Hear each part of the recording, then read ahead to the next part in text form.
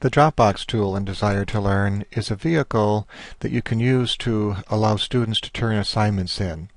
So first we can create a Dropbox, and we'll click on New Folder. And if you think about a folder being a place where you would put paper documents, it is rather fitting. So we'll click on New Folder, and we begin by putting in a name. We do want individual submissions in this folder. We're not going to have a category at this point, but that's something you could explore if you wanted to organize them. And at each point, when we create a folder or a Dropbox, we need to create an associated grade item. And as we can see right now, assignment 4 is available, but that's not what this assignment is. So we're going to create a new grade item. This brings us to a window where we would give it a name. You can give it a short name, and that would be what would show up in your grade book. The long name, the one that's required, is what will show for the students. We can enter our total points. We can exceed the grade limit, meaning I might say that there's 25 points possible, but I'm willing to give extra points for a superior job. I would then check this box, and that would allow me to go over the 25 points that are currently the maximum. Bonus stands for extra credit, meaning it will not be part of the total points possible. Whatever points are added for each student here would be just that extra credit, and they would boost their grade. And exclude from final grade calculation, you may have just a sample project you don't even want to show up in the grade book or be used in the final calculation. You would check this for that. And we're going to be using the default grading scheme that is set up as the default in Desire to Learn. And then you can make a choice here under Restrictions whether the visibility is always visible, hide this grade item for whatever reason, and the grade item is visible for a specific date range, and you could then enter a beginning date and an end date. Say you don't want the final grade to be revealed until the last week. You could set that up here. But we're going to make this visible. And then you'll click Save. So now you can see here we have sample Dropbox as our grade item. We're going to enter again the total points of 25. And in here I would give my directions or custom instructions. I could type those in here. So this will tell the student what to do.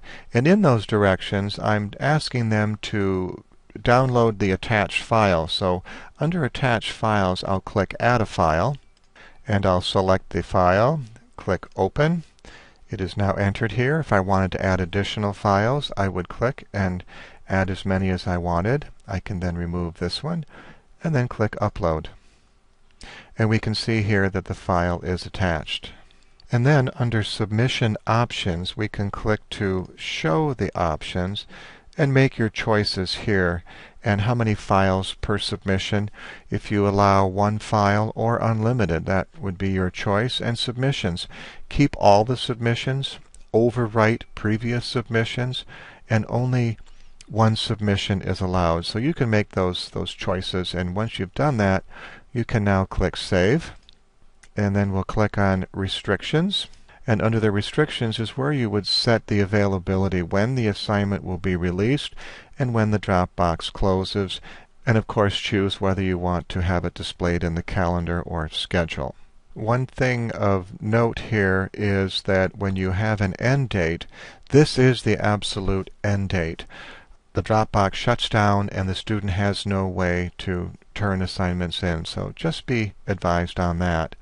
There are other options that we could help you with for setting up for late returns. The additional release criteria would be something where you may want to set up that they cannot turn the assignment in unless they have done something prior. Maybe you want them to take a quiz before. You could set up and saying that the assignment Dropbox will not be available until they have completed and submitted the quiz. Those are the types of evaluations you can put in here. And you'd have to make choices and see if that would pertain to what you'd want to do in your class. The area labeled Special Access is one way you could allow students to submit late if you wanted to. They would, of course, have to email you because they would be stopped at the end trying to submit.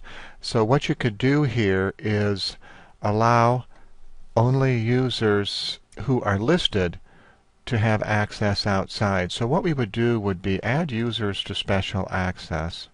And here you could adjust the end date for a couple days and tell them that's what they have. And then you could identify which students you were wanting to allow and then add the selected. This would be another way for students who might need a couple days longer for OSD to submit. They might need more time to work.